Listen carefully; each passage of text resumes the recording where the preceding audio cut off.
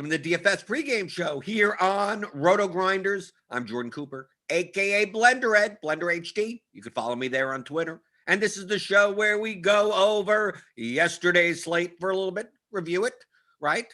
If you were contrarian yesterday, you probably did well. If you played the chalk, you died. You went down with the ship. And then we'll talk about today's slate. We got 15 games. We got all the teams playing today.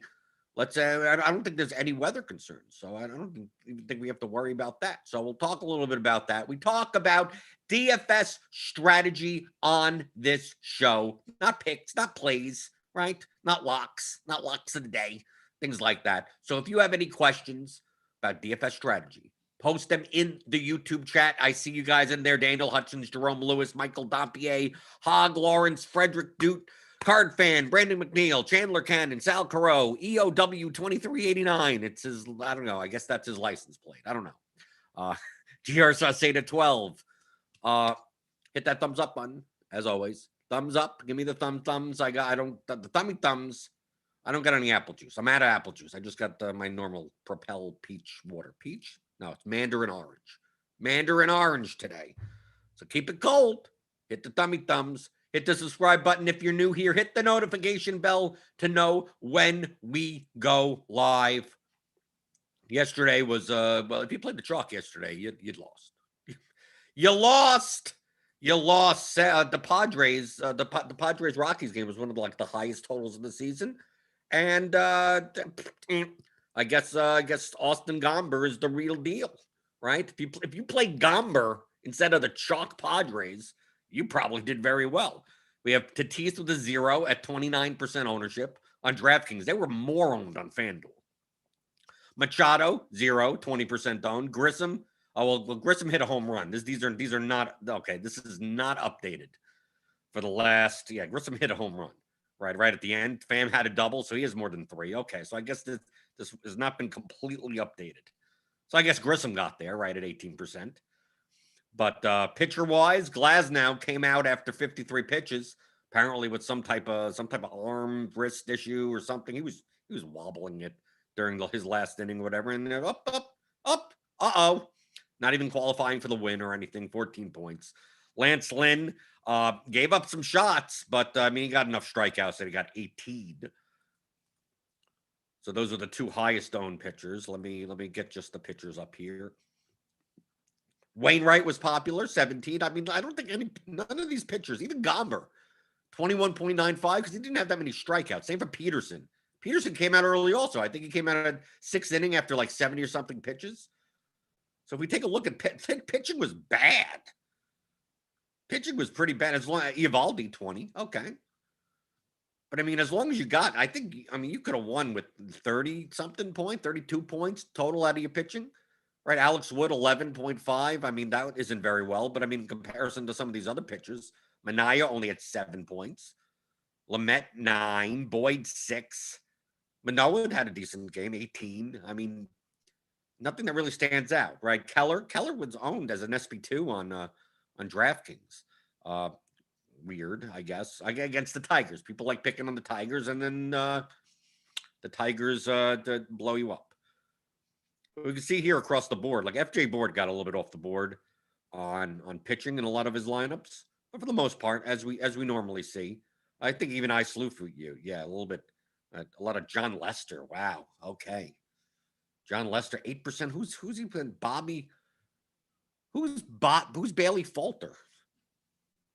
What happened to was that a long reliever? 8% Bailey Falter. I don't even know what team he's on.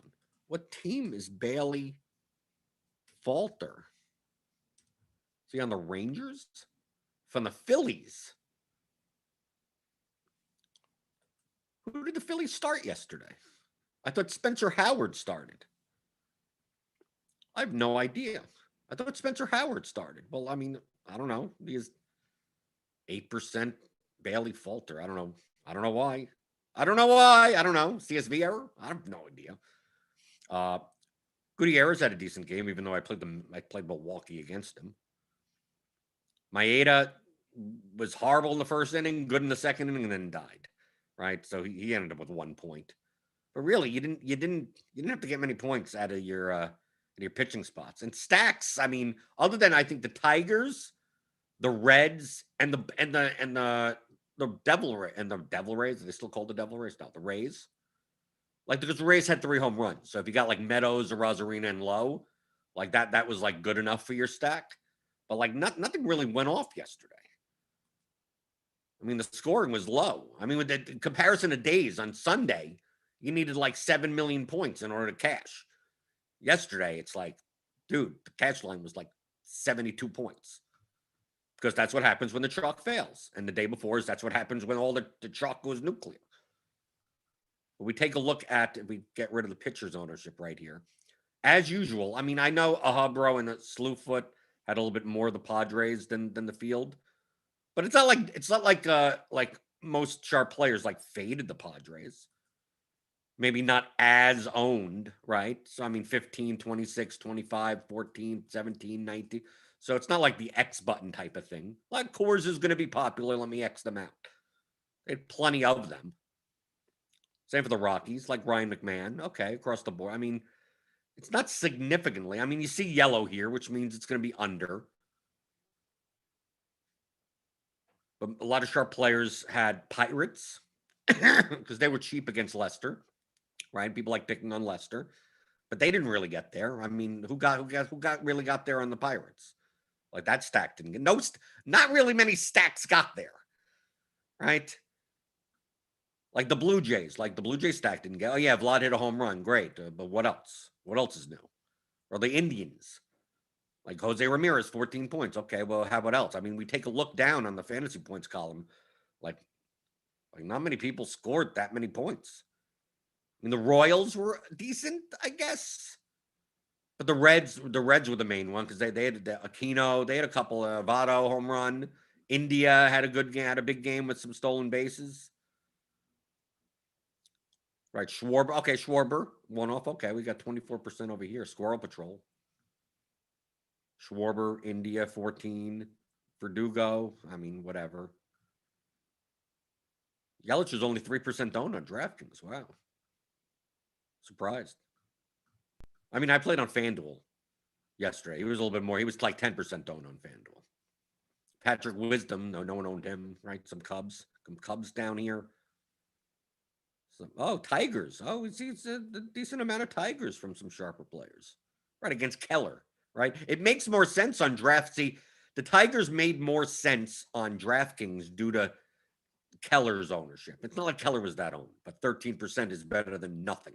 Like on FanDuel, Tigers weren't as valuable from a relative value standpoint. I always make that distinction that a team that is slightly lower projected, that is slightly underowned, is more valuable the more owned the opposing pitcher is, because you get this. The better that they do, that you get to skip more of the field. Right. I hope you understand that concept. And that's why in FanDuel, it's kind of hard to play those leverage stacks unless you're stacking against like the best pitchers on the slate. So on FanDuel, it's like Glasnow, Lynn, Wainwright. It was pretty much like the chalk. So yeah, Tampa Bay, I guess you could have, right? But I mean, like on a 13-game slate, you have so many other options. I mean, I played the Phillies at like 2% ownership yesterday. Did I need to stack against Glasnow or something? No, I don't need to. I already have a 2% owned stack that I could find that's not against the better pitcher. But on DraftKings, where you have to play 2 pitchers, you're going to see, there's going to be some ownership. Play the Diamondbacks against Wood. Play the Tigers against Keller. Or hell, play the Marlins against Wainwright. If you wanted to. Doesn't mean it's the best play. I'm just saying that you get more value out of what they're current. You get more relative value. So when you're taking a look at like projections and ownership, take that into account. So if you see like, okay, the Marlins project not great, right, towards the bottom, but they're also not going. They're not going to be that owned also. And you're like, well, if the Marlins do well, I get to knock out like 27% of the field at the same time. Well, that's much more valuable than playing, let's say, I mean, like a Philly stack against Gonsolin, right? Like something like that. Like, well, no one owns him. Like if the Marlins and the Phillies, for whatever reason, they weren't. They were projected to be about the same. If I go to the stack projections, for instance, let's look at FanDuel for today, just based on the current bat projections as of now. So we go by just sort by points, whatever. The Padres are way up. I mean, this is going to be stupid. I mean, look at the difference right now between the ceilings. The Padres right now, through the bat projections, have a almost 21 point ceiling difference between the next team, which is the Rockies. That's wild, right? Because they probably have a 7 total or something against Chichi Rodriguez. Let's see, what is their total in the game? Yeah, 7.06. Yeah, okay. You take a look at this, but I'm talking about like on the bottom in this middle range or something like that. Like you look, it shows all the starting pitchers here. So let's say like we could take a look who may be popular or something. Like Mike Minor maybe be popular today. Let's see. Let's take a look at FanDuel. What do we have as Mike Minor is going to most likely be the highest owned pitcher. It's not that great of a pitching slate. So on FanDuel, Mike Minor, if he's going to be 23% owned, the Tigers actually rate out to be a good point per dollar.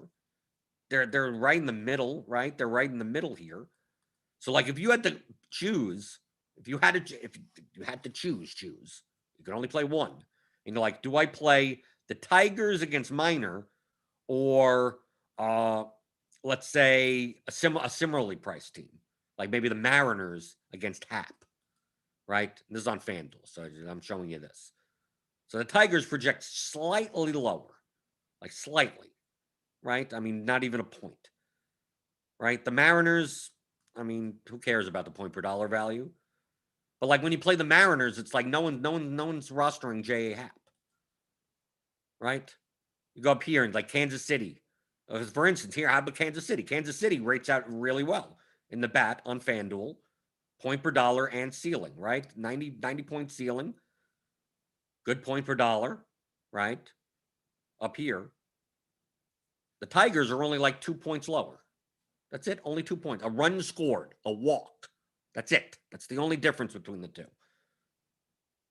But Casey Mize is, I mean, who's playing Casey Mize today? Is Casey Mize being owned? No, nothing, right? So if Mike Minor is owned, and you had the choice, you had to choose between the two, the Royals and the Tigers. It's from a how to win first place perspective, the Tigers would be more valuable to you. Because when the Mariners do well, when the Royals do well, the Royals put up 10 runs. It's like, well, how many Casey Mize lineups are there in your contest? Barely any, right? But when the Tigers do well, 23% of the lineups are now falling while you're rising. That's what's called relative value.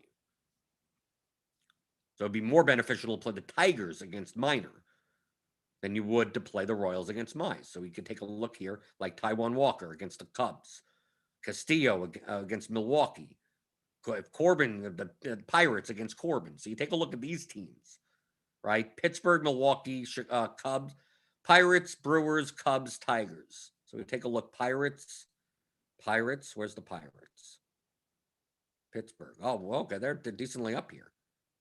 No, that's the Phillies. Where are the Pirates? Okay, they're down here. Okay. Now the Pirates are down here. The Brewers. Where are the Brewers? I can never find these teams. Okay, the Brewers are over here. Brewers are the same range. Who else do we have? The Cubs? The Cubs are a little bit up over here. 88. Okay, a little bit, 4-point difference, something like that.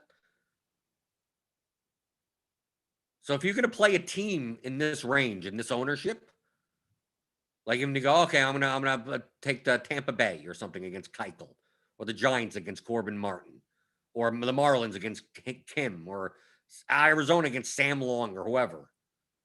It's like it would be so much at the similar projection.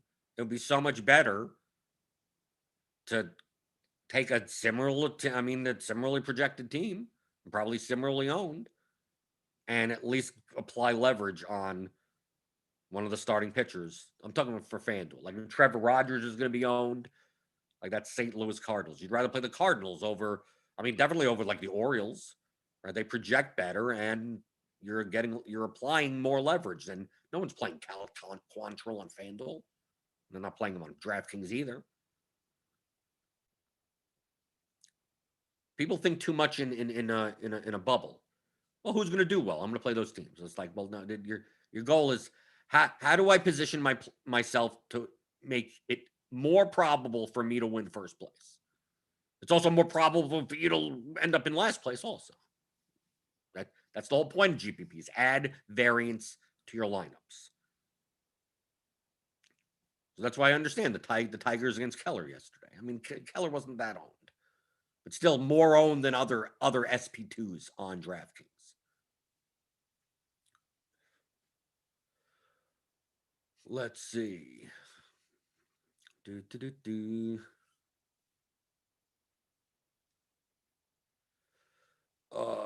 Danny Lewis. You new here? Mr. Danny Lewis. Danny Lewis is here. I'm a 31-year-old roto player, Bill James days. Okay. When going through the slate, what basis to determine what your best plays? Well, number one, there aren't plays. It's only lineups to concentrate upon. And people are already answering.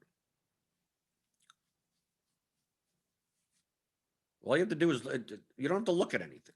I'm literally showing you. I mean, I'm literally like this is how I play. This is how most good DFS players play. My projection system, which I use the bat from Derek Carty, right here at RotoGrinders, it already does all the stuff for me. All the stuff about baseball is already in the numbers. It's already put in there. It's already given me a range of outcomes. It's already doing all that. Matchups, ballparks, launch angles, whatever's in there. Anything that's relevant and predictive is already going to be in these numbers. So once I have these numbers, it's just a matter of solving math problems versus the unknown variable of what your opponents are going to do. That's the big thing of predicting what your opponents are going to do and building better lineups than the field will be. As many as you can from an expected value standpoint. So that's it. So it's about lineups. You could build any lineup you want. You could play a lineup with any of these stacks. Any of them. Literally, this 30 on today's slate. You could probably build. Let's do that as an experiment, just to show. Okay. Let's run that. Let's do FanDuel. Make it easy. Do FanDuel or do DraftKings to make it easy? I already have the stack projections up for FanDuel. Let's do FanDuel. Okay. So I don't necessarily play 4X, but let's do 4X just to show like this, just a stack, a 4-man stack. Okay. I'm going to do 100%. I'm going to use one unique. I'm going to really, you could use, 33 to 35. It's probably going to fill it all. Let's see. How many teams do we have on today's slate? Let's, how many, we have 30 teams. I'm going to try to build 30. I don't know. Can I get it to that? I'll have to give it a little bit more. Because you'll see what I'm going to do. Okay. Let's build 50 lineups. Make it quick. Okay. So we have 30 teams. Let's probably make 60. Right. 30 teams, like 3% of each. 3.3%. 3. Yeah, like 3%. 3 times 30. 3, 4. Yeah. We're going to have to see. This is what I'm going to do just as an experiment. Okay. So we're doing 4X, which means it's just 4 one-offs. Not saying you should build those types of lineups necessarily with only one team correlation. But let's say we put in primary stacks 3. Can we? Oh, okay. No, I don't think we could do. Never tried to do decimal points. Let's do 3s. So I'm forcing the builder to give me at least one of literally every 4-man, the best 4-man stack on any team. Okay. And whatever pitchers, right? We got whatever pitchers. It doesn't matter. Salary doesn't matter, whatever. Okay? We're going to build 60 lineups just to get something. Because like I said, you could probably build a lineup with a 4-man stack of any team on the entire slate. And that lineup would probably be plus EV for some type of contest. Not necessarily the contest that you're playing, but for some type of contest. Okay, because we have ownership here. I mean, if we just let's base it on the projected ownership as of like 10 o'clock in the morning, which I don't necessarily, it could change. Okay. So we're getting obviously a lot of one-offs. Or I'm getting I'm gonna just go a lot of Padres. Why is it not going by my maxes? Let's see. How did I screw this up? Primary stack max.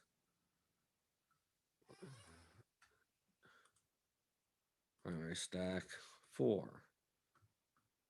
This should do it. Or it's just, it's not giving it to me. Let's see. Team max exposures by tax type. I never use it in this way. It should give me 100.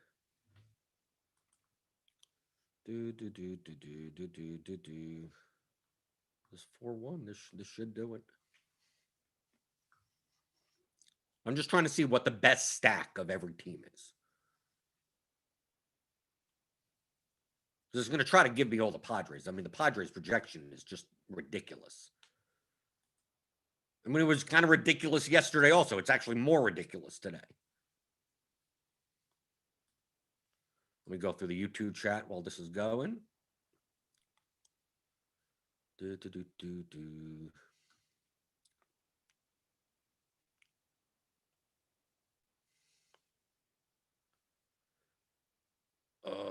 Okay, everyone's talking amongst themselves.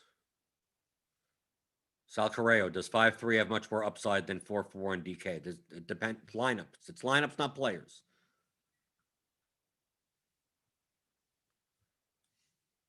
Okay, did we get it? No, we're still getting a lot of Padres. Why am I getting?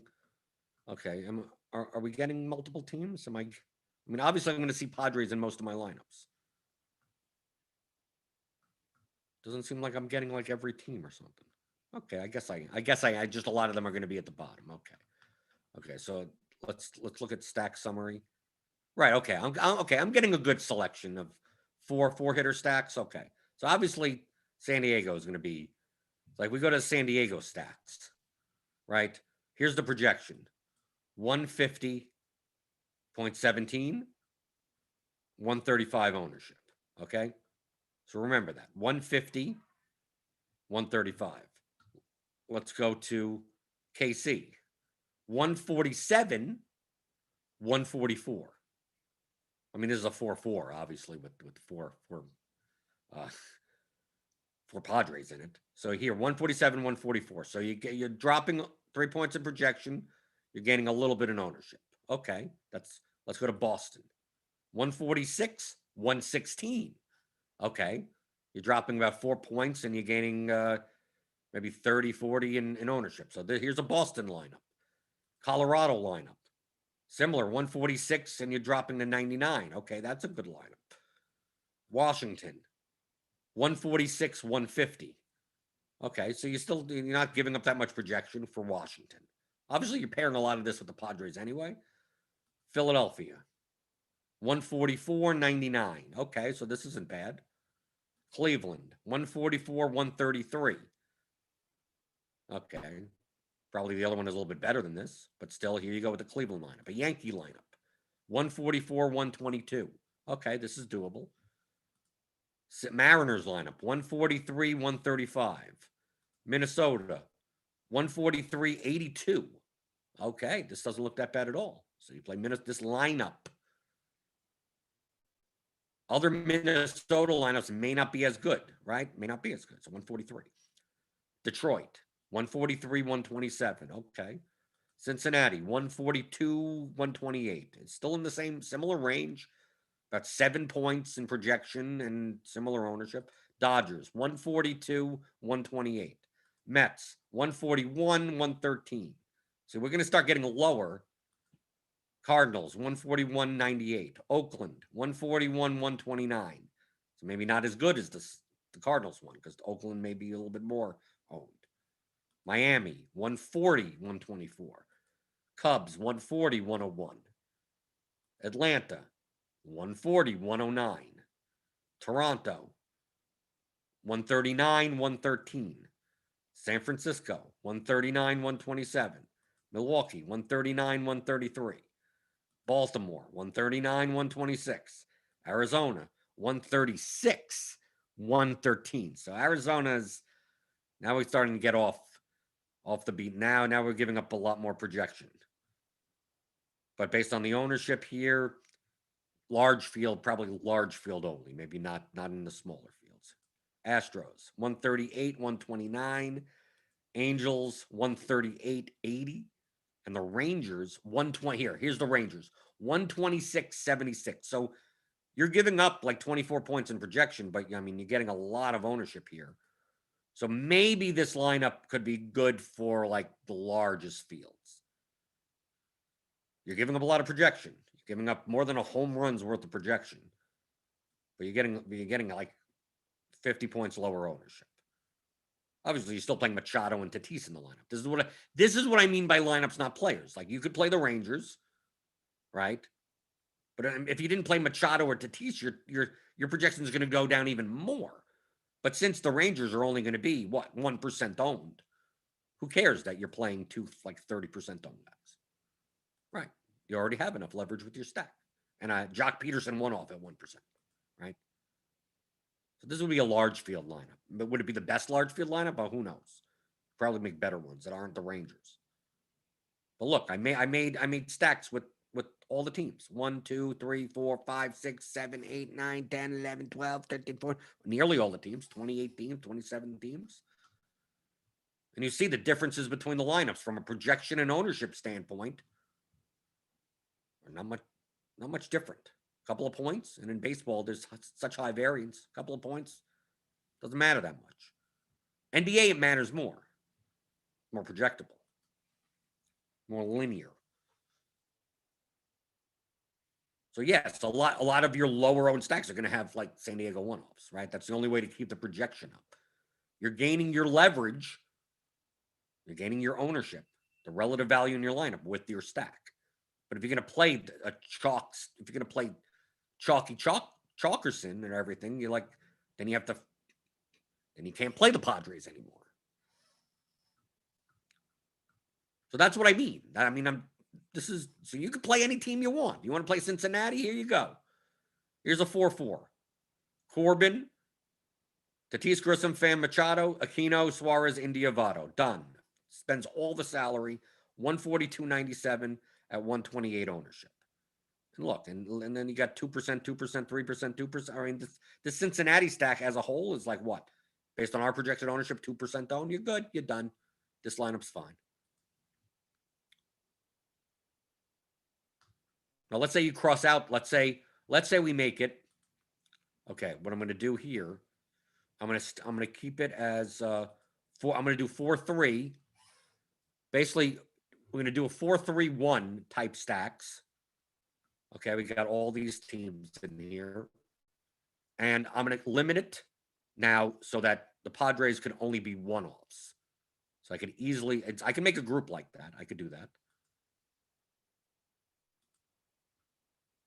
So if I do this, like who's in the, let's move that over there so I can see two screens. Who's in their lineup? I could probably go to team player groups, right? I rarely use them.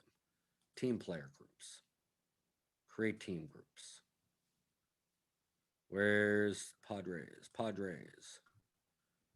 Players to use max 1. Okay. So I'm just doing this just to say build lineups, but no Padres stacks at all. So I could build 4-3 with 2 different teams. And then obviously I'll probably get like a Machado one-off. I'll get a Tatis one-off. Like I'll get them as one-offs, but not as a stack. So 4-3-1 on FanDuel. Let's see what comes out there. and try to get as many of the teams as possible, just to compare the teams to lineups. Okay, this may take a little bit. Okay, now it's building.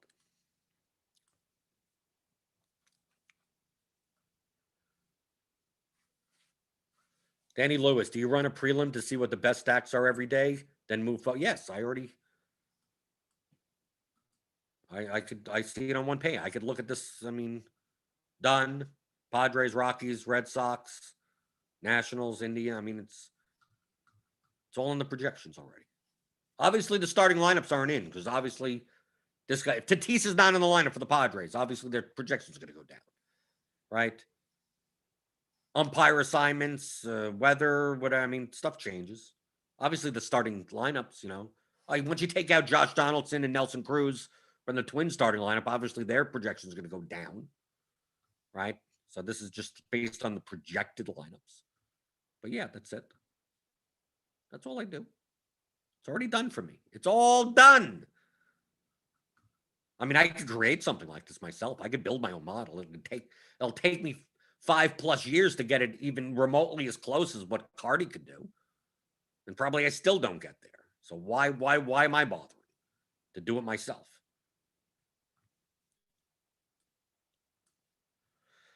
Let's see.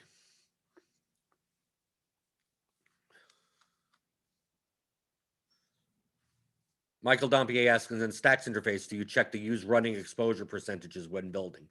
That's if you're having problems with getting like diversification. If you're running, that's more useful. Where is it? In the build rules? That running exposure percentages when building is that, like, if you're setting, let's say you set a pitcher for a max exposure of 50% or 40%. So when it builds the first, and you're building 100 lineups. So when you build the first lineup, you technically have 100% exposure of all the players in that lineup because it hasn't built the other 99 lineups yet.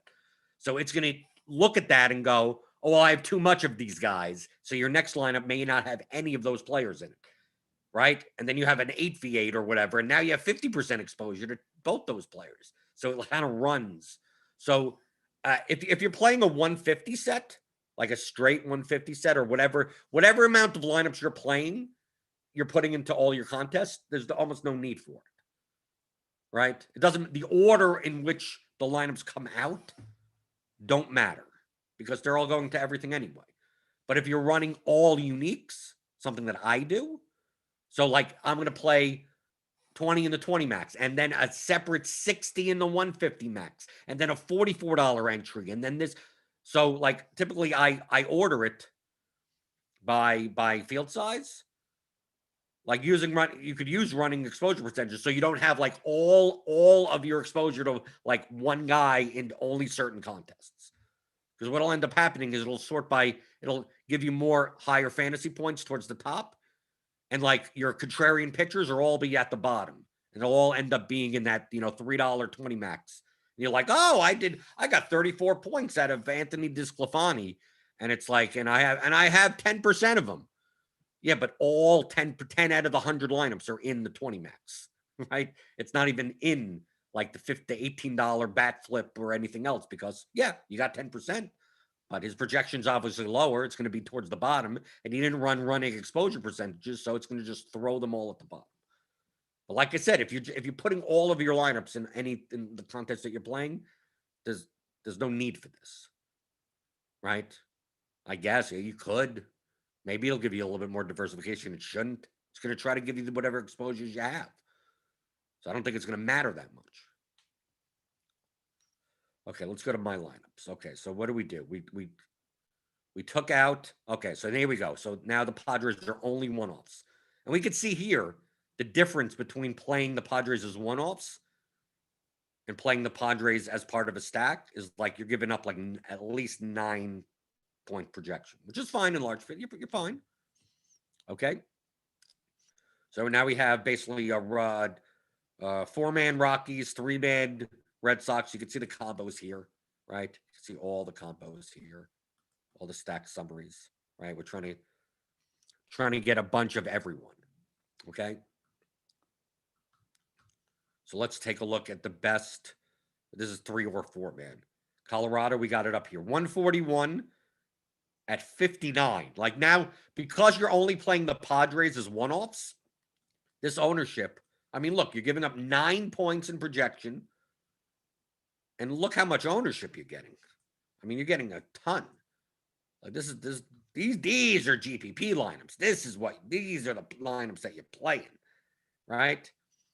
And look at this ownership. Yeah, you could play a Chalky Tatis as a one-off in there. Yeah, why not?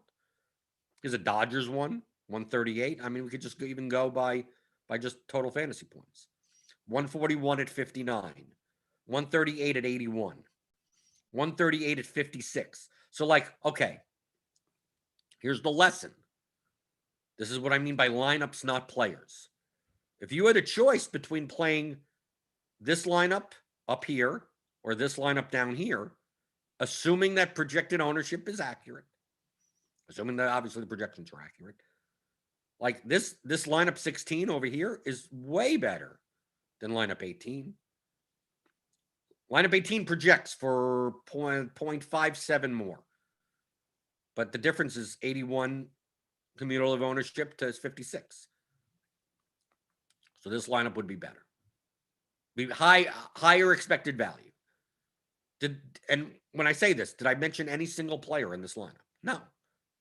I didn't say, well, I luxed that this is a Dodgers stat. This is Dodgers 4, Twins 3, Tatis 1 off.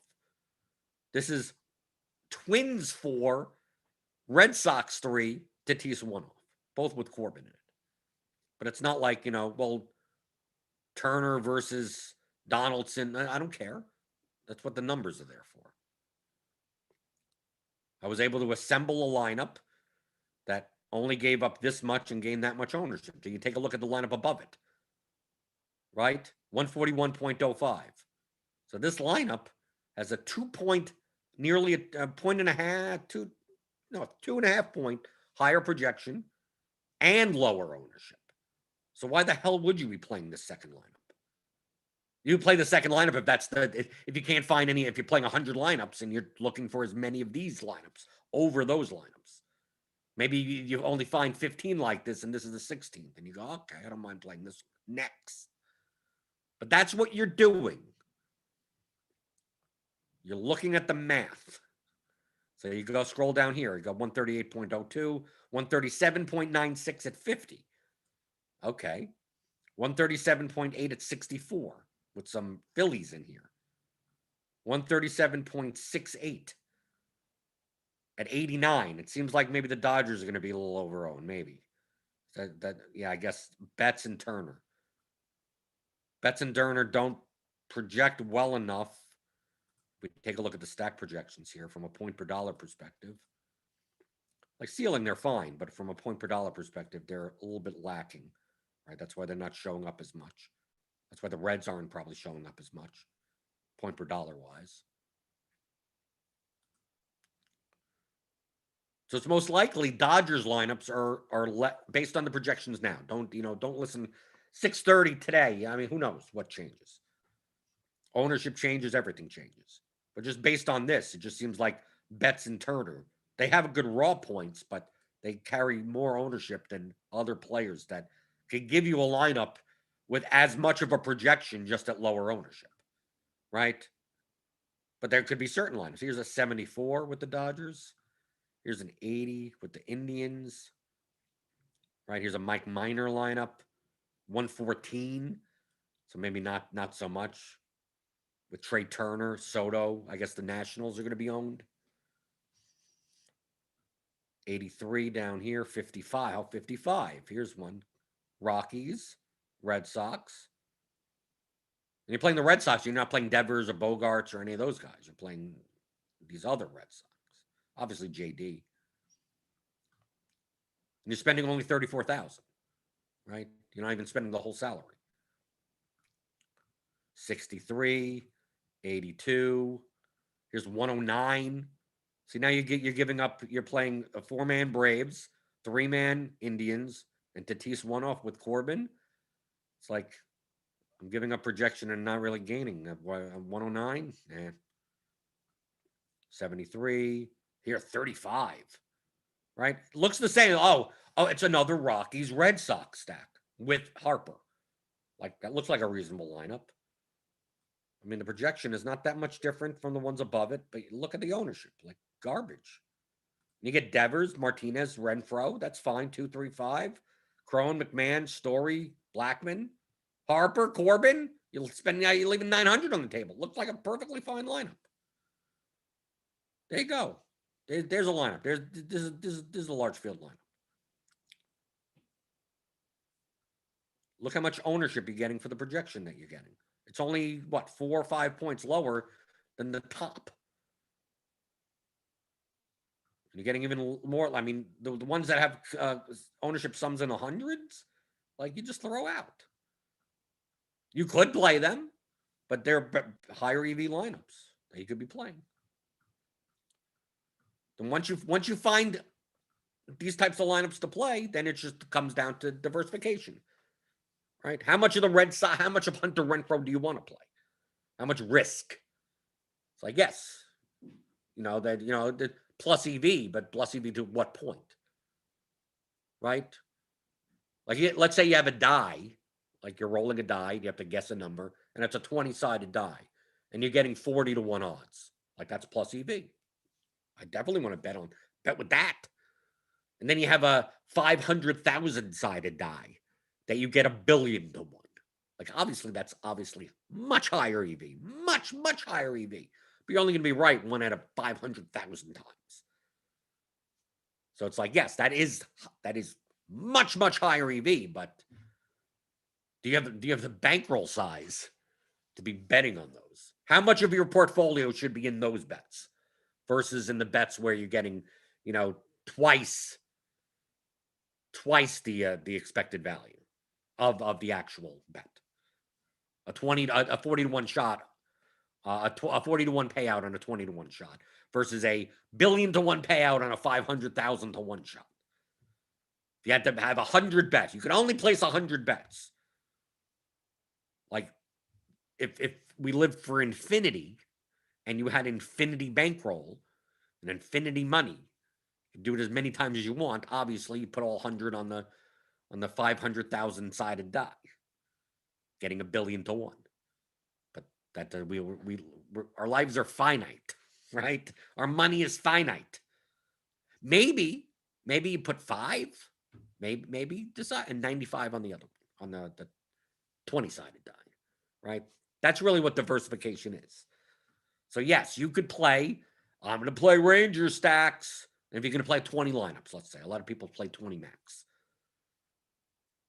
Like, you could play 20 off the board, really screwed up lineups that have massive EVs, but they win once in a blue moon. And as long as you're able to play, like, for, I don't know, 50 or 85 years of DFS, they'll be profitable over that long of a sample size, playing lineups that, win one in every God knows how long. But when they win the whole goddamn thing, right? They just don't win that often, or cash even that often, or nothing. Do you want to play 100 of them? And do you want to play 20 of them in 20 max? Well, if you're playing 0.001% of your bankroll, sure, you can. Then now you can. If you're playing 5% of your bankroll, maybe you shouldn't be playing 20 of the volatile, high variance lineups that you possibly can, unless you're Jeff Bezos or something. So that's when diversification comes in. That's risk management. That has nothing to do with what lineups are better. I keep coming back to this. I say this in the course, theoryofdfs.com. You could pick it up there. Lineups, not players. I did not mention anything about any single player in doing any of this.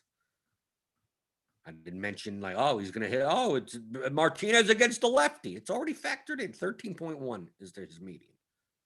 That's all I need to know. And 5% ownership. That's the name. You could hide the names. I don't care. I'm just putting together lineups based on projection and ownership and the contest that you're playing. And I want to have more. I want to have lineups that are more. I want, if we take a look at this first example, right? Or the difference between this lineup and that lineup. Like, I want to have more of these lineups while the field has more of these lineups. Like, that's what you're doing. Another good player may have built, another good player may have said, I'm going to build a lineup with a 138.59 ownership projection and 81 ownership. I think that's good. I'm going to put it in. I'm putting in a lineup that's similarly projected with even more relative value. And then my opponents are like, they're putting in a lineup, with, some 114 ownership, some in a lower projection. Like, thank you. And this may still be a good lineup. It's all relative to your opponents, the field. And that's why in large field tournaments, there's a lot of bad lineups.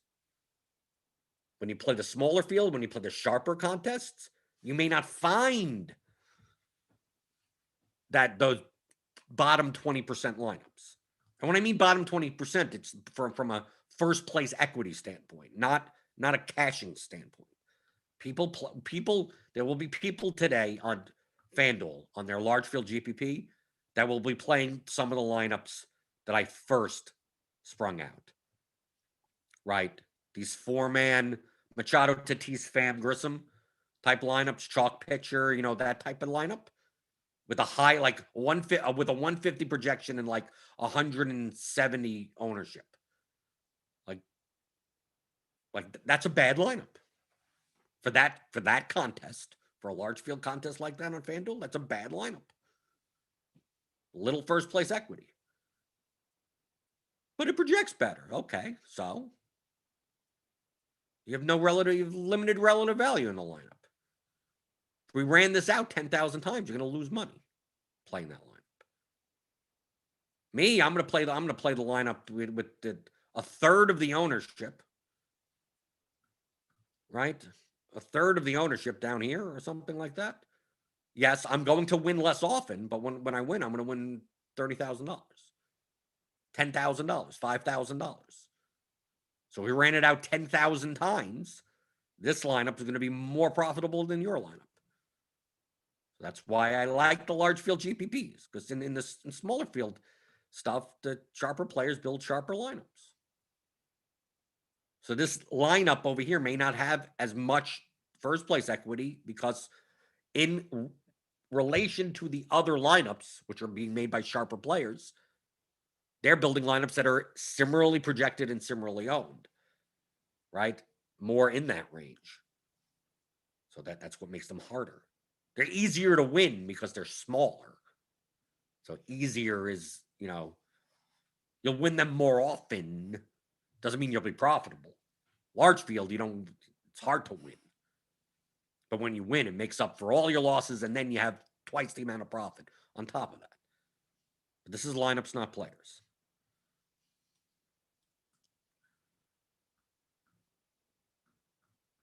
Going through the YouTube chat. I see a Hubro is here. Imagine having your own MLB model and obsessing over every aspect of it when the bat is right there. There you go. Frederick Duke asks, I assume the CSV export lists the lineups in whatever order I have the lineups sorted in lineup HQ. Yes. Whatever the sort you have up here, that's what the CSV is going to come out. It didn't used to be like that, but so I'm part of the lineup HQ team now. That was one thing that I said. It has to be, it used to just be fantasy points, no matter what you did. But now if you want to sort it by ownership, right?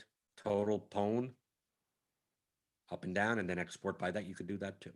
Obviously, you could save the lineups and then reorder them or something. I mean, you could. Why take the time to do that? But you could if you wanted to.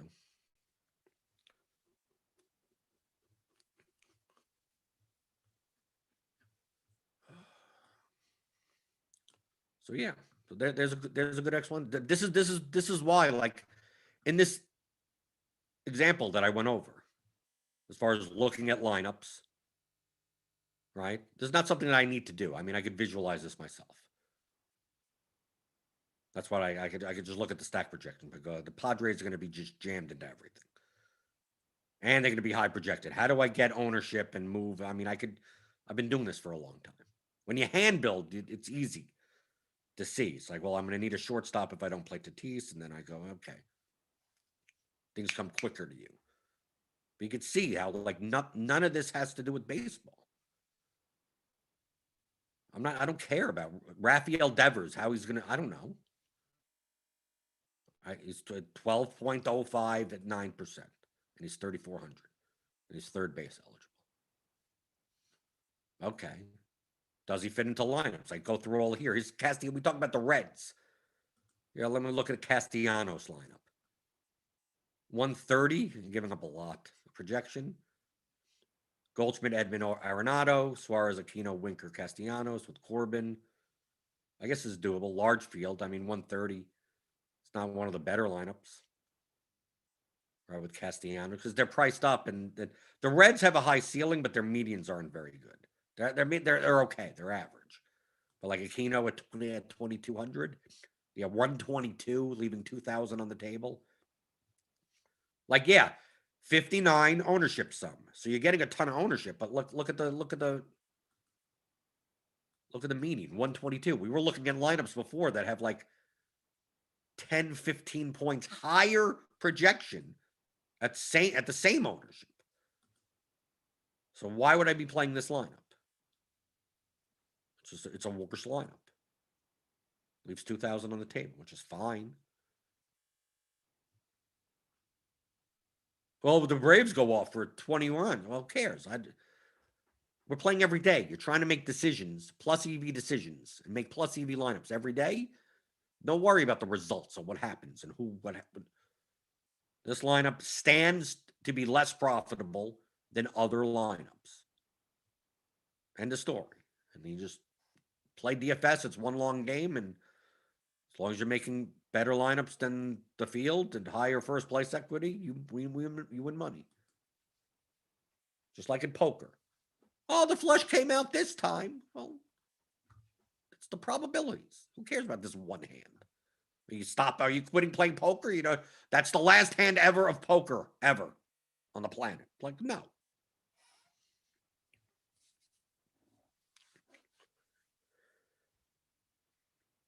Big ticket MN in 20 and 25 max. Do you still focus on ownership? Yes. It's the core.